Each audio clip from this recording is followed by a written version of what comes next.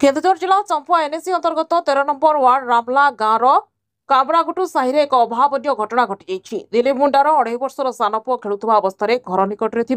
एक गाड़िया बुड़ी जाता घटना घटवा आगु वर्षा होता बेले गाड़िया पानी पिलाटी पानी भितर बुड़ी जाता घर लोक खोजाखोजी करने बेले गाड़िया पाई चंपुआ डाक्तरखाना आनी मात्र डाक्तर ताको मृत घोषणा करते एने चंपुआ थाना एक अपमृत मामला रुजु होता जमापड़ी। केलु केलु गाड़िया पड़ीदेने आम कम जाइनु आम तो कम जाइनु छुआ छुआ केलुनी केत पड़ीदेने आम जानी ना जिते आमको फोन कले से आसिकी देखनु आसिकी मेडिकल नहीं छुआ ना घर पाख गाड़िया वर्षा होता छुआ गुड़ा खेलुनी केत फसी जाइए आम तो घर कई नहीं थी केत खेल खेल पड़ी दी